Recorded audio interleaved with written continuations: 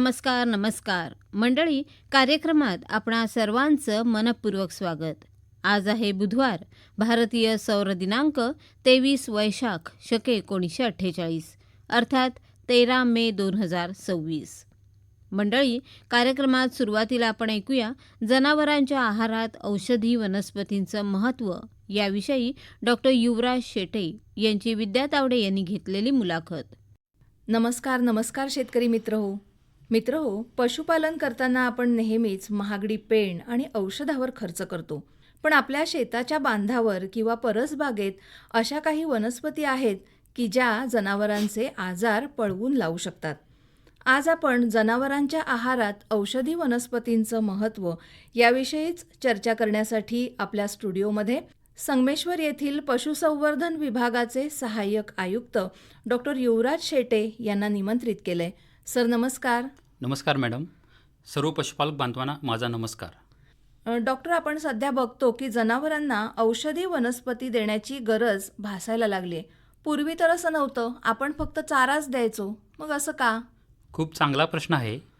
पूर्वीच्या काळी जनावरे चरायला रानामध्ये जायची. तिथे ती स्वतः गरजेनुसार कडूगोड वनस्पती खायची.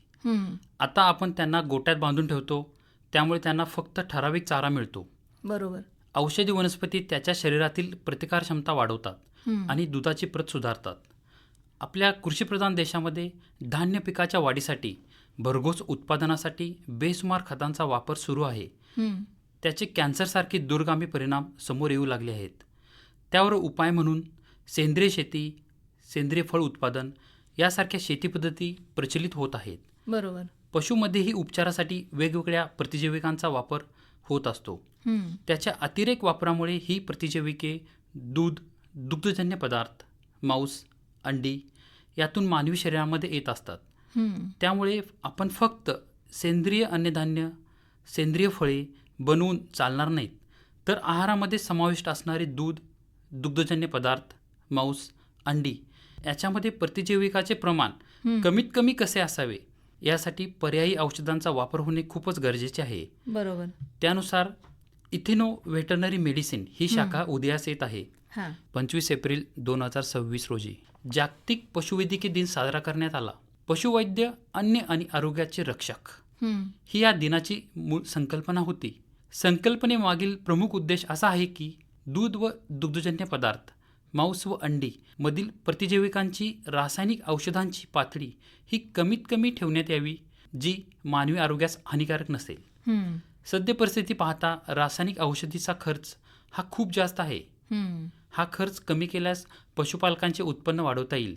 जनावरे आजारी पडू नये आणि आजारी पडल्यानंतरही उपचारासाठी आपण वेगवेगळ्या आयुर्वेदिक किंवा औषधी वनस्पती याचा आपण त्याच्या आहारामध्ये उपयोग करू शकतो. खरंय. म्हणजे सध्या आपण बघतो की या रासायनिक औषधांचा आपल्या आणि तसंच जनावरांच्या सुद्धा शरीरावरती परिणाम होतोय आणि जीवघेण्या आजार आपल्याला होऊ शकतात, नाही का? हो. मग पशुपालकांनी कोणत्या प्रमुख वनस्पतींचा पशु आहारात वापर करायला हवा?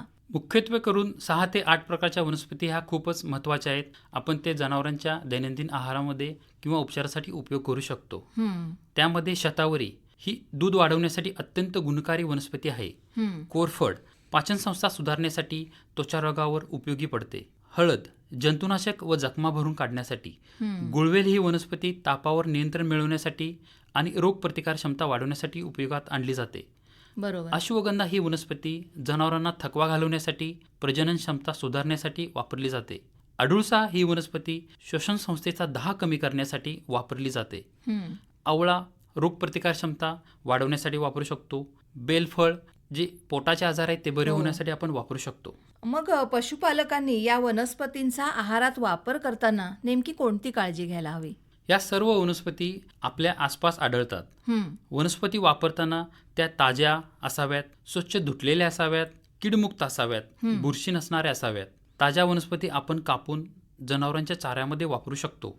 तसेच बाह्य उपचारासाठी औषधी वनस्पतीची पेस्टही करून वापरू शकतो.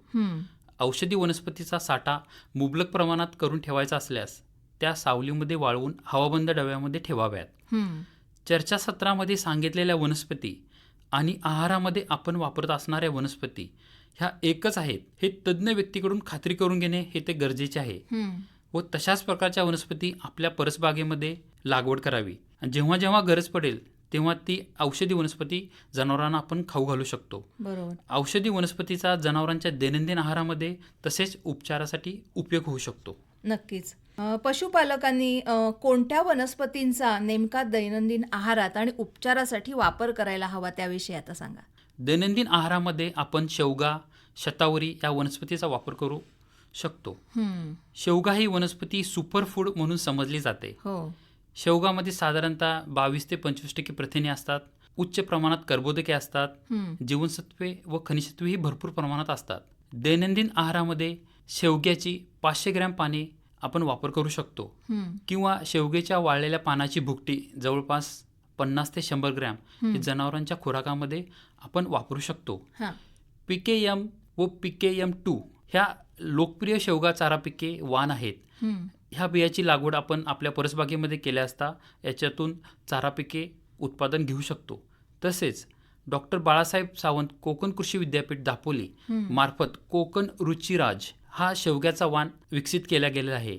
हा शेंगा उत्पादनासाठी वापरला जातो, परंतु आपण चारा उत्पादनासाठीही वापरात आणू शकतो. निश्चितच. म्हणजे शेवगा हे अत्यंत महत्त्वपूर्ण की जे मोठ्या प्रमाणावर चारा सुद्धा जनावरांना देत असतं, नाही का? हो.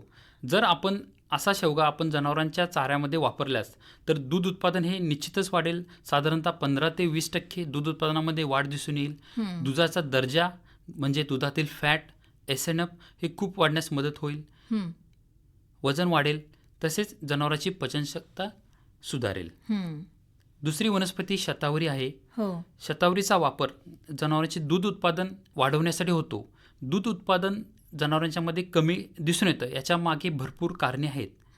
त्या कारणामधील प्रामुख्याने खनिज तत्वाचा अभाव, पौष्टिक चाऱ्याचा अभाव व संप्रेरकाचा अभाव ही आहेत. त्यापैकी संप्रेरकाचा अभाव जर दूध उत्पादन कमी होण्यासाठी असेल तर आपण शतावरी ही वनस्पती वापरून दूध उत्पादन वाढवू शकतो. साधारणतः 200 ते 250 ग्राम ओलसरमुळे किंवा 40 ते 50 ग्रॅम वाळलेल्या शतावरीच्या मुळी याची भुकटी आपण जनावरांच्या खुराकामध्ये वापरू शकतो. यामुळे दुधाची गुणवत्ता व प्रत सुधारेल. नक्कीच. आता सर, पशुपालकांनी कोणत्या वनस्पतींचा उपचारासाठी वापर करायला हवा? उपचारामध्ये गुळवेल ही वनस्पती जास्त करून वापरायला हवी. गुळवेल ही वनस्पती आपल्या कोकण विभागामध्ये प्रामुख्याने सापडते.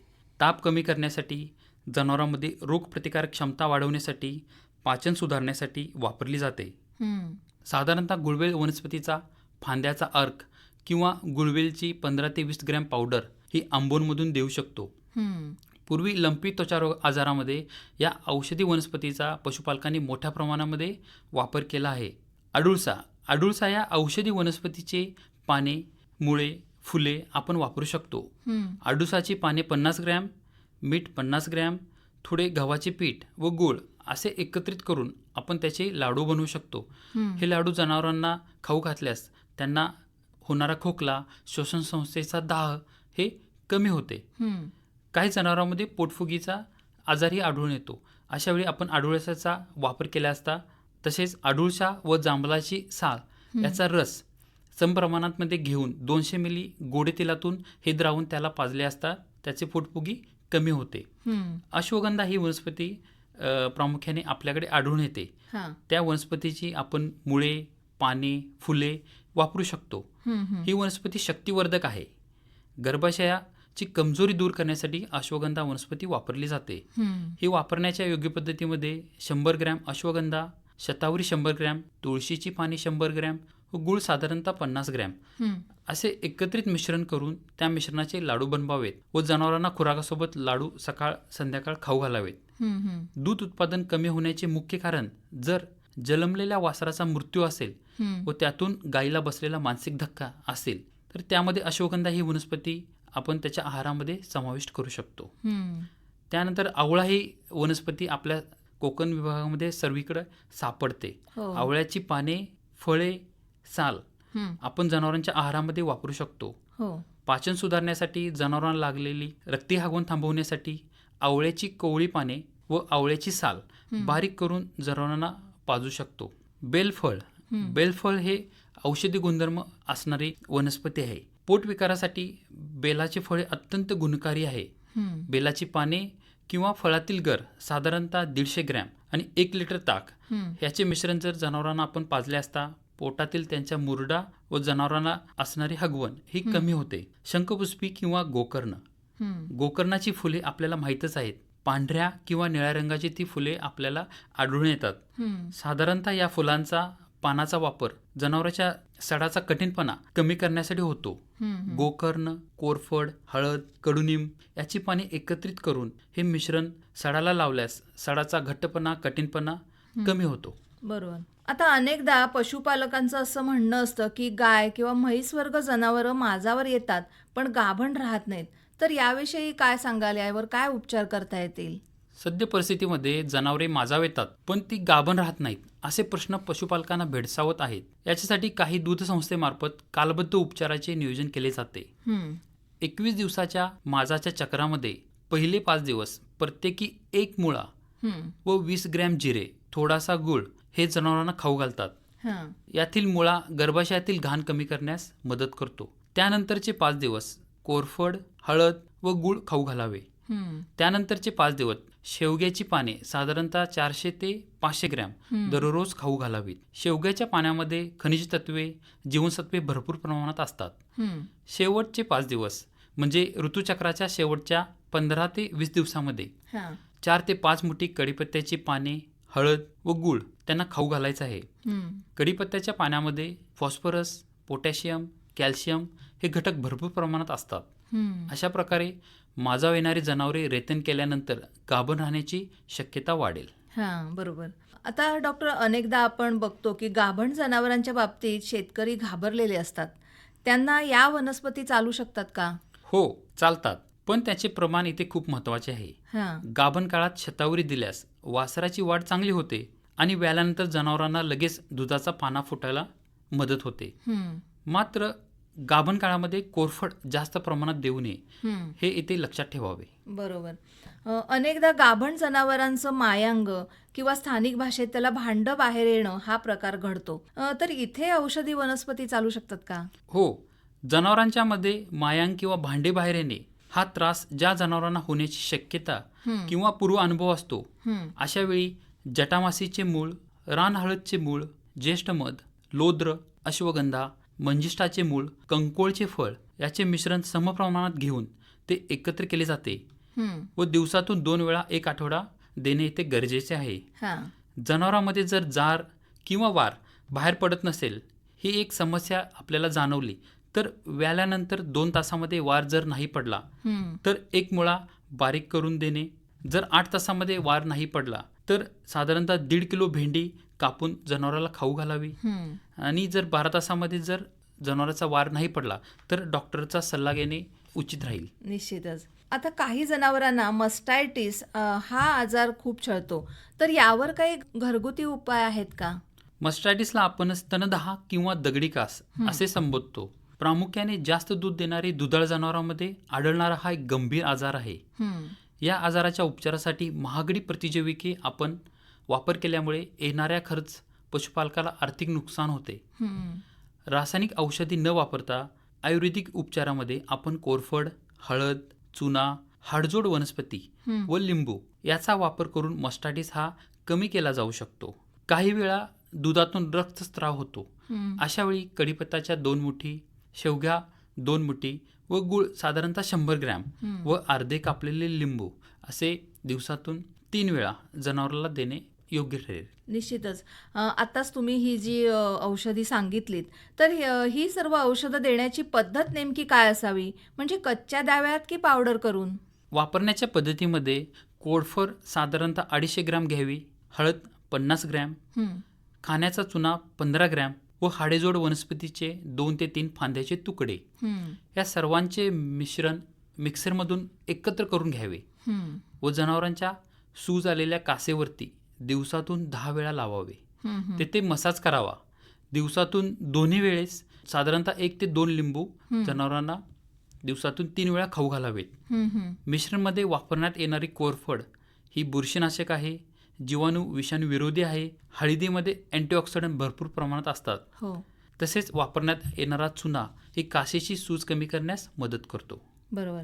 आता उन्हाळ्यामध्ये जनावरांच्या शरीरावर आणि गोठ्यामध्ये गोचीड होण्याचं प्रमाण वाढतं, तर तिथे काय करता येईल? कोकणातील उन्हाळ्यामध्ये वातावरणातील आर्द्रता व पोषक हवामानामुळे बाह्य परजीवींची वाढ ही झपाट्याने होत असते. बाह्य परजीवीमध्ये गोचीड, गोमाशी, पिसू, डास हे जनावरांच्या शरीराला त्रास देतात. साधारणतः एक गोचीड त्यांच्या जीवन कालावधीमध्ये 1 ते 1.5 मिली रक्त शोषून घेतो व मादी गोचीड साधारणतः त्याच्या जीवन कालावधीमध्ये 4 ते 5,000 अंडी देते. जनावराला गोचिड्यामुळे त्रास होतो, त्याची उत्पादक क्षमता कमी होते, त्यांना रक्तक्षय होऊ शकतो, त्याला त्वचावर विकार होऊ शकतो, गोचिड ताप येऊ शकतो. आपण गोचिड्यांचा नायनाट केल्यास साधारणतः दूध उत्पादनामध्ये 25 ते 30% वाढ निश्चित होऊ शकेल. त्यासाठी आपणाला निर्गिली तेल, कडुनिंब तेल व करंज तेल हे समप्रमाणात घेऊन पाण्यामध्ये मिक्स करायचे आहे. पाण्यामध्ये ते मिक्स होण्यासाठी थोडा द्रवरूप साबण येथे वापरला तरी चालेल, तर ते चांगल्या प्रकारे मिक्स होतील. अशा प्रकारे तयार झालेले मिश्रण हे जनावरांच्या शरीरावर फवारावे, तसेच गोट्यामध्येही फवारावे. बरोबर. आता डॉक्टर, पावसाळ्यात जनावरांना जंत होण्याचं प्रमाण वाढतं, तर त्यावर काय इलाज करता येईल? जंतासाठी कडुनिंबाचा पाला किंवा वावडिंग हे खूप प्रभावी आहे. दर महिन्यामध्ये 3 ते 4 दिवस कडुनिंबाचा पाला जनावराला खाऊ घातल्यास नैसर्गिकरित्या जंत निर्मूलन होईल. जनावरांच्या जंत निर्मूलनासाठी आपण रासायनिक औषधाचा वापर न करता पळस, सुपारी, वावडिंग, हिंग, खुरासनी यासारख्या औषधी वनस्पतीचा वापर करून जंत निर्मूलन करता येईल. त्यामुळे जनावरांच्या शरीरास अधिक ताण येणार नाही व जनावरे सदृढ राहतील. आता पोटफुगी आणि अपचनाचा त्रास जनावरांना होतो का, आणि तिथे काही उपचार करता येतील का आपल्याला? जनावरांना पोटफुगी किंवा अपचनाचा त्रास होतो. अशा वेळी त्यांना 100 ग्रॅम कांदा, लसूण पाकळी 10, वाळलेल्या मिरचीचे 2 नग, जिरे 10 ग्रॅम, काळी मिरी 10 ग्रॅम, हळद 10 ग्रॅम, गूळ 100 ग्रॅम व आले 100 ग्रॅम, विड्याची पाने 10 हे सर्व वापरून आपण मिश्रण करू शकतो. यामध्ये काळी मिरी व जिरे साधारणतः 30 मिनिटे पाण्यामध्ये भिजत ठेवावे व त्याची पहिल्यांदा पेस्ट बनवावी. नंतर सर्व मिश्रण एकत्रित करून त्याचे छोटे छोटे गोळे बनवावेत. दिवसातून मिश्रण 3 वेळा खाऊ घालावे. बाजारामध्ये देखील तयार केलेले औषधे, पाचक पावडर या नावाने उपलब्ध आहेत. बरोबर. आता जनावरांना जखमा होतात, तर त्यावर काही औषधी वनस्पती आपण वापरू शकतो का? हो, बाह्य जखमासाठी दोडकीचा पाला जखमेवर उपचारासाठी आयुर्वेदात आणि ग्रामीण भागात औषध म्हणून वापरला जातो. तसेच दगडफूल हे सहसा मसाल्याचा पदार्थ म्हणून आपल्याला माहित आहे, पण ग्रामीण भागामध्ये आणि आयुर्वेदामध्ये दगडफूल पाला जखमा आणि इतर व्याधीसाठी अत्यंत गुणकारी मानले जाते. यामध्ये जखम भरून काढण्याचे व जंतुनाशक गुणधर्म आढळून येतात. जर जखमा जनावरांच्या तोंडामध्ये असतील तर घरामध्ये उपलब्ध असणारी हळद, जिरे, मेथी, काळी मिरी प्रत्येकी 10 ग्रॅम घ्यावेत. तसेच 4 लसूण पाकळ्या घ्यावेत. साधारणतः गूळ 100 ग्रॅम घ्यावा. 1 नारळ घ्यावा. या पद्धतीमध्ये जिरे, मेथी व काळी मिरी हे साधारणतः अर्धा तास भिजत ठेवावे. भिजल्यानंतर त्याचे एकत्र वाटण करावे. त्याच्यामध्ये किसलेला नारळ घालावा. हळद, जिरे, मेथी यांचे सर्व एकत्रित मिश्रण करून ते त्याच्या जिभेवर लावे, जेणेकरून त्या जखमा लवकर बऱ्या होतील. आता खूपच चांगली माहिती तुम्ही देताय. आपली ही जी आपल्या जवळपास उपलब्ध असलेली जी औषधी वनस्पती आहे ती आपल्या जनावरांना त्यांना आजारांपासून मुक्त करण्यासाठी निश्चितच उपयोगी पडतील. पण जाता जाता पशुपालकांना तुम्ही काय सल्ला द्याल? पशुपालक मित्रांनो, उपचारापेक्षा प्रतिबंध बरा. महागड्या अँटीबायोटिक्सवर खर्च करण्यापेक्षा आपल्या बागेत शेवगा, कोरफड, शतावरी या वनस्पती लावा. ते जनावरांचे ATM आहेत, जी त्यांना वर्षभर निरोगी ठेवतील. निरोगी जनावर, अधिक उत्पादन, अधिक नफा हे साध्य करण्यासाठी औषधी वनस्पती खूप महत्त्वाची भूमिका बजावू शकतात. नक्कीच. डॉक्टर, आज आपण इथे आलात आणि जनावरांच्या आहारात औषधी वनस्पतींचं महत्त्व नेमकं काय आहे आणि या औषधी वनस्पतींचा त्यांना कोणत्या आजारावर कसा उपाय करायचा याविषयीची सविस्तर माहिती दिलीत. त्याबद्दल आकाशवाणीतर्फे आणि सर्व शेतकरी मित्रांतर्फे मी आपले आभार मानते. धन्यवाद. धन्यवाद मॅडम. आत्ताच आपण जनावरांच्या आहारात औषधी वनस्पतींचं महत्त्व याविषयी डॉक्टर युवराज शेटे यांच्याशी विद्या तावडे यांनी केलेली बातचीत ऐकलीत. मंडळी, यानंतर जाणून घेऊया अळंबी लागवडीची माहिती. संकलन गायत्री भरणकर यांचं. मंडळी, निसर्गामध्ये अनेक आकारांच्या आणि अनेक रंगांच्या अळंबी आढळून येतात. पण त्यापैकी फारच थोड्या जाती या खाण्यासाठी योग्य असतात. म्हणूनच निसर्गात वाढणाऱ्या अळंबीचा खाण्यासाठी उपयोग करण्यापूर्वी त्या खायला योग्य आहेत किंवा नाही याची माहितगार व्यक्तीकडून किंवा शास्त्रज्ञांकडून खात्री करून घेणं आवश्यक असतं. खाण्यास योग्य असलेल्या जातींपैकी फक्त 5 ते 6 जातींची व्यापारी तत्वावर लागवड करण्यात येते. अळंबीचा उपयोग इतर खाद्यपदार्थांमध्ये मिसळून त्यांना विशिष्ट स्वाद आणि चव यावी यासाठी सुद्धा पूर्वी केला जात असे. पण स्वतंत्र अन्नपदार्थ म्हणून अळंबीला फार कमी महत्त्व दिलं जातं. खरं तर अळंबीमध्ये भरपूर जीवनसत्व, प्रथिनं आणि खनिजे आहेत. त्यामुळेच भाजीपाल्यापेक्षा अळंबी अधिक पौष्टिक असल्याचं सिद्ध झालं आहे. त्याचप्रमाणे मंडळी, अन्न आणि औषधी गुणधर्माव्यतिरिक्त अळंबीच्या काही विशिष्ट अशा जातींपासून रंग, तपकीर यासारखे पदार्थ तयार करतात. तर काही अळंबींचा उपयोग फुलदाणी, हॅट्स, पर्सेस इत्यादी वस्तू तयार करण्यासाठी सुद्धा केला जातो. आता या अळंबीच्या लागवडीमधल्या महत्त्वाच्या बाबी आपण बघूया. अळंबीच्या लागवडीमध्ये अन्न पुरवठा आणि अळंबीचं बी पेरणं या 2 गोष्टी महत्त्वाच्या आहेत. अळंबी लागवडीच्या तंत्रातली सर्वात महत्त्वाची बाब म्हणजे अन्नपुरवठा. वेगवेगळ्या माध्यमातून अळंबीच्या वेगवेगळ्या जातींना अन्नाचा पुरवठा केला जातो. उदाहरणार्थ कंपोस्ट गव्हाचं काड, भाताचं काड, लाकडाचे ओंडके इत्यादी. या माध्यमातील वेगवेगळ्या अन्नघटकांचा नत्र, स्फुरद, पालाश पुरवठा योग्य प्रमाणात आणि सतत बराच वेळ होत राहणं यावर अळंबीचं उत्पादन मुख्यत्वे अवलंबून असतं. अळंबीचं बी कंपोस्टमध्ये पेरल्यानंतर सुरुवातीच्या काळात माध्यमातील तयार केलेल्या अन्नाचा उपयोग करून बुरशीची तंतुमय वाढ सुरू होते. ही वाढ हळूहळू कंपोस्टमध्ये पसरू लागते. पुढे तंतुमय वाढ आपल्या अंगातील अवयवातून आंबवलेल्या माध्यमातून जरुरीपुरते अन्नघटक शोषून घेऊन इतरत्र कंपोस्टमध्ये पसरत जाते.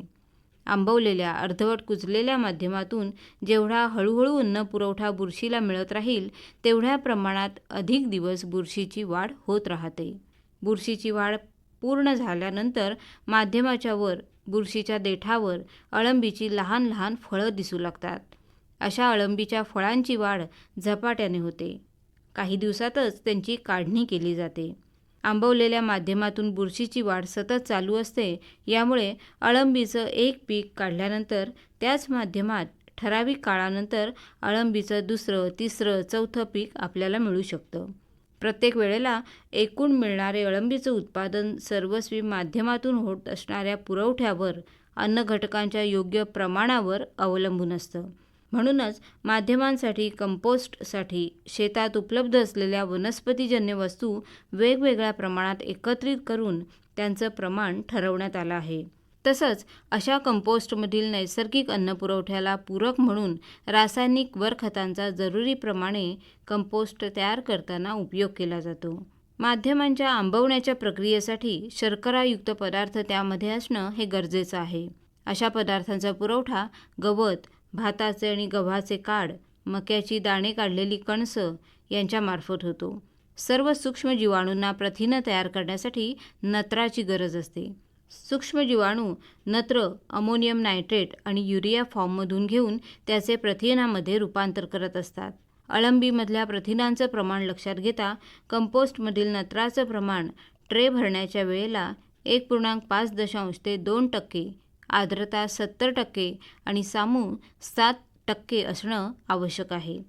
कंपोस्टमधून होणारा अन्नपुरवठा जितका महत्त्वाचा आहे तितकाच कंपोस्टमधला अपायकारक सूक्ष्म जीवाणू आणि किडींचा नाश करणंसुद्धा महत्त्वाचं आहे. यासाठी कंपोस्ट तयार करत असताना बुरशीनाशकांचा आणि कीटकनाशकांचा उपयोग केला जातो. तसंच कंपोस्टमध्ये अळंबीचं बी पेरण्यापूर्वी कंपोस्टवर पाश्चरीकरणाची प्रक्रिया करून कंपोस्ट निर्जंतुक करणं आवश्यक असतं. या गोष्टीकडे जर दुर्लक्ष केलं तर अळंबीच्या उत्पादनात घट होऊ शकते. काही वेळा किडी आणि रोगांमुळे संपूर्ण पीक हातचं निघून जातं. अळंबी लागवडीच्या तंत्रातली दुसरी महत्त्वाची बाब म्हणजे अळंबीचं बी. प्रयोगशाळेत अळंबी बुरशीची निर्जंतुक वातावरणात गहू किंवा ज्वारीच्या दाण्यावर केलेली वाढ म्हणजेच अळंबीचं बी. इतर पिकांमध्ये जसं बी बियाणं महत्त्वाचं असतं तसंच अळंबी लागवडीमध्ये सुद्धा चांगल्या प्रतीच्या खात्रीशीर संस्थेने तयार केलेल्या स्पॉनचा वापर करणं आवश्यक असतं. मंडळी, बटण अळंबी ही एक प्रकारची वनस्पती आहे आणि अत्यंत नाजूक असं हे पीक आहे. त्याच्या लागवडीसाठी सखोल तांत्रिक ज्ञान, प्रशिक्षण आणि अनुभव आवश्यक आहे. बटण अळंबीची लागवड इतर पिकांप्रमाणे उघड्यावर जमिनीत करता येत नाही. बटण अळंबीच्या लागवडीसाठी सुरक्षित आणि ज्या ठिकाणचं तापमान, आर्द्रता नियंत्रित करता येईल अशी सिमेंट काँक्रीटने बांधलेली खोली किंवा तळघर याची आवश्यकता असते. तसंच तापमान खाली आणण्यासाठी वातानुकूलकाची, लाकडी ट्रे, स्प्रे पंप इत्यादी गोष्टींची सुद्धा गरज असते. तसेच दुसरी पद्धत म्हणजे पॉलिथिन पिशवी पद्धत. ही अगदी अलीकडची पद्धत आहे आणि पॉलिथिन पिशव्यांचा वापर बटण अळंबीच्या लागवडीसाठी बरेचदा केला जातो. मंडळी, अळंबीची लागवड करण्यापूर्वी सर्वप्रथम कोणती पूर्वतयारी केली पाहिजे? तर अळंबीच्या सुरुवातीच्या काळामध्ये मायसिलियमच्या वाढीसाठी 24 ते 26 सेंटीग्रेड तापमान जे लागतं त्याची तयारी केली पाहिजे. तसंच केसिंग केल्यानंतर हे तापमान 16 ते 18 सेंटीग्रेड असणं आवश्यक असतं. आपल्या महाराष्ट्रामध्ये हिवाळ्यात सुद्धा हे तापमान म्हणजेच 16 ते 18 अंश सेंटीग्रेड तापमान फार कमी वेळ उपलब्ध असतं. त्यामुळं अळंबीची वर्षभर लागवड करण्यासाठी वातानुकूलकाची आवश्यकता भासते. त्याचप्रमाणे अळंबीच्या लागवडीच्या संपूर्ण काळात खोलीमधली आर्द्रता 70 ते 80% ठेवावी लागते. यासाठी लागवड केलेल्या खोलीत जमिनीवर स्प्रे पंपाच्या साहाय्याने पाणी फवारून आर्द्रता राखावी लागते. तसंच मंडळी, अळंबी लागवडीसाठी स्वच्छ आणि मुबलक पाणी पुरवठ्याची आवश्यकताही असते. मंडळी, अळंबी लागवडीसाठी जागेची निवड करताना जी जागा आपण किंवा जे ठिकाण आपण निवडू ते ठिकाण शहराच्या जवळ असावं. शुद्ध पाणी, वीज आणि मजूर यांची उपलब्धता असावी. अळंबी हे नाशिवंत पीक आहे, त्यामुळे लागवडीचं ठिकाण बाजारापासून जवळ असावं, जेणेकरून अळंबीची वाहतूक लवकर होऊ शकेल. कंपोस्टसाठी लागणारा आणि इतर कच्चा माल भरपूर प्रमाणात आपल्या जवळपास उपलब्ध असावा. त्याचप्रमाणे अळंबीच्या विक्रीबद्दलची सुद्धा माहिती लागवडीपूर्वीच करून घ्यावी. तर मंडळी, अशा प्रकारे अळंबीची लागवड सुरू करण्यापूर्वीच ज्या काही गोष्टी आवश्यक आहेत, ज्या काही गोष्टी पूरक आहेत, त्यांचा विचार करून त्यानुसार व्यवस्थापन केलं तर अळंबीमधून आपल्याला नक्कीच चांगल्या प्रकारे उत्पन्न मिळू शकतं. आताच आपण अळंबी लागवडीची माहिती ऐकलीत. बरं तर मंडळी, याबरोबरच आजचा आपला कार्यक्रम संपतोय. पुन्हा भेट आहेच उद्याच्या कार्यक्रमात. नमस्कार.